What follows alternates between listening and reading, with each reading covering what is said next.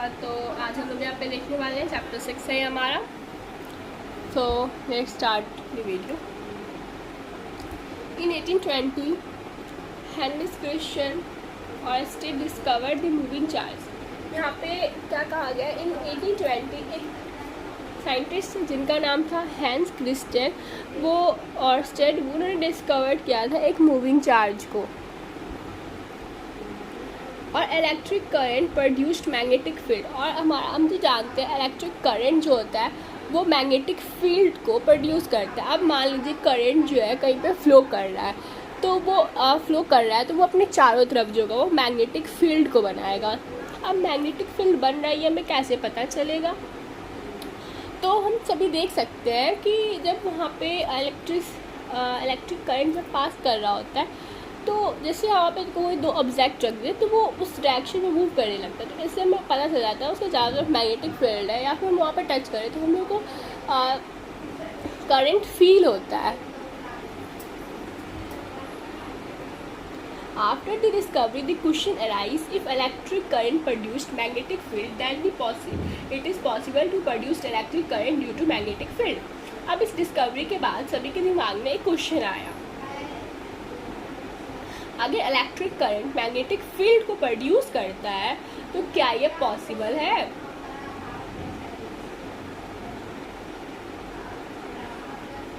Magnetic field के through electric current को produce किया जाए। बात को जरा ध्यान से सुनिएगा। Electric current produce magnetic field, then it is possible to produce electric current due to magnetic field. अगर इलेक्ट्रिक करंट प्रोड्यूस करता है मैग्नेटिक फील्ड को, तो क्या पॉसिबल है कि इलेक्ट्रिक करंट के मैग्नेटिक फील्ड के द्वारा इलेक्ट्रिक करंट प्रोड्यूस करा जाए? To demonstrate it this reverse effect. तो इस रिवर्स इफेक्ट को प्रूव करने के लिए चलिए देखते हैं क्या हुआ। Faraday in England and Joseph हेर्नेस इन यूएसए। फैराडे जो थे वो हमारे इंग्लैंड के थे और जोसेफ हेर्नेस जो थे वो हमारे यूएसए के थे। Around 1830 carried out experiment and observed that electric current can be induced in closed coil when it is subjected to a change in magnetic field. अब इलेक्ट्रिक करंट को तो हम लोग उन्होंने एक क्लोज रूप में रखा, subjected to change of magnetic field. क्या मैग्नेटिक फील्ड में चेंज आ रहा है? कितना चेंज आएगा, चलो देखते हैं। This phenomena of generation of induced current in the coil due to change in magnetic field through the coil is called electromagnetic induction, EMI. अब यहाँ पे जो फेनोमेना है जिससे इंड्यूस्ड करंट कॉइल में फॉर्म हो रहा है, जिसके कारण मैग्नेटिक फील्ड चेंज हो जाता है, उसको हम लोग इलेक्ट्रोमैग्नेटिक इंडक्शन कहेंगे। एक बार बताती हूँ। Magnetic field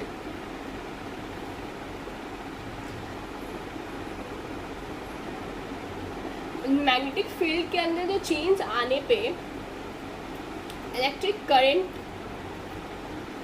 induced electric current जो प्रोड्यूस होता है उसको हम लोग इलेक्ट्रोमैग्नेटिक इंडक्शन कहते हैं, EMI। Power generation, dynamos, transfer etc are based upon the electromagnetic induction. Faraday's law and motion, electromotive force। अब हम लोग यहाँ पे एक टॉपिक पढ़ेंगे जहाँ से हम लोग का चैप्टर स्टार्ट होने वाला है। टॉपिक का नाम है Faraday's law and motion, electromotive force. The phenomena of generation of current or EMF by changing the magnetic field is known as electromagnetic induction, EMI।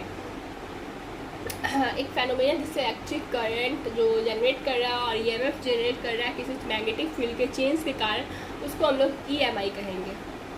The EMF developed in the conductor of by the process of EMI is known as induced EMF।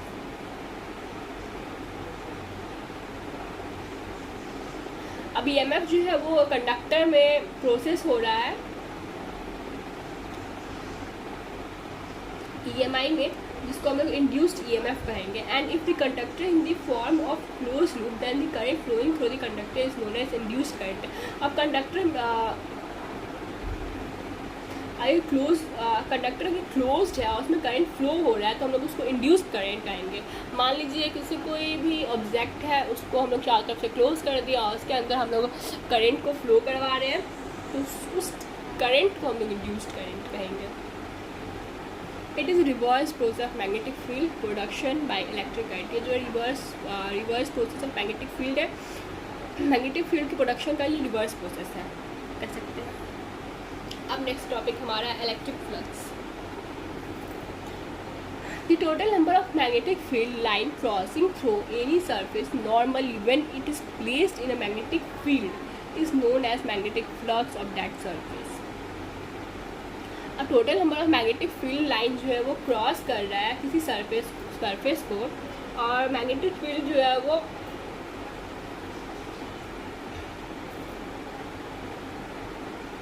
Magnetic field को हम magnetic flux कहेंगे। जैसे कि मान लीजिए एक surface है, अब इसमें से मैग्नेटिक फील्ड निकल रहा है एक सरफेस पे, और इस पर हम लोग यहाँ पे मैग्नेटिक फील्ड को प्लेस कर दिए, फिर वहाँ पे से जो करंट निकल रहा है उसको हम लोग मैग्नेटिक फ्लक्स देंगे। Total number of magnetic field line crossing through a surface normally when it is placed in magnetic field it is known as magnetic flux. अगर वो मैग्नेटिक फील्ड में प्लेस किया गया और रखा गया तो उसको हम लोग मैग्नेटिक फ्लक्स कहेंगे। सपोज ए लूप इंक्लोजिंग एरिया, सपोज करिए एक लूप है जो इंक्लोज किया गया एरिया ए मान लीजिए, place in uniform magnetic field को बी मान लीजिए, that the magnetic flux through the loop is given by. अगर मैग्नेटिक फील्ड ए मान रहे हैं, सेकेंड को बी मान रहे हैं, तो उसमें मैग्नेटिक फ्लक्स क्या होगा, तो phi B equal to B dot D A. when a magnetic field is perpendicular, अब मैग्नेटिक फील्ड जो परपेंडिकुलर है प्लेन ऑफ द लूप के, then magnetic flux will be. अगर मैग्नेटिक फील्ड जो है वो परपेंडिकुलर है लूप ऑफ द प्लेन, तो मैग्नेटिक फ्लक्स क्या होगा, phi B equal to B A maximum value.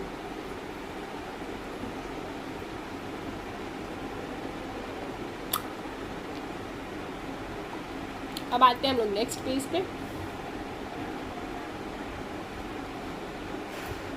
This means that B equal to phi by B by A either magnetic field is true।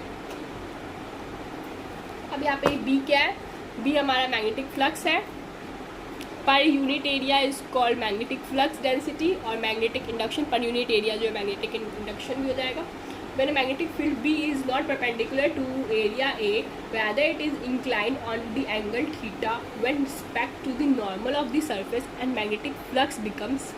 अब मान लीजिए magnetic field B जो है वो perpendicular नहीं होगा एरिया पे, तो वो उसका रैदर तो उसका थीटा हो जाएगा रिस्पेक्ट टू नॉर्मल में, तो नॉर्मल के रिस्पेक्ट में वो थीटा हो जाएगा, और मैग्नेटिक फ्लक्स जो होगा वो कुछ इस तरह होगा, phi by B equal to B dot A equal to B A cos theta, where theta is the smaller angle between B और ए। अब इस थीटा जो है यहाँ पे स्मॉल, यहाँ पे देख सकते हैं थीटा जो है वो स्मॉलर एंगल होगा बी और ए के बीच में, ये जो बी और ए है वहाँ पे थीटा जो होगा वो स्मॉलर एंगल होगा। आप लोग वीडियो को जूम करके देख लीजिएगा। If plane is parallel to the magnetic field then no field lines will pass through it. अगर फील्ड जो होगा पैरेलल होगा मैग्नेटिक फील्ड लाइन के, तो वो फील्ड लाइन जो होगा वो उसके थ्रू पास करेगा। Magnetic flux linked with the plane will be zero.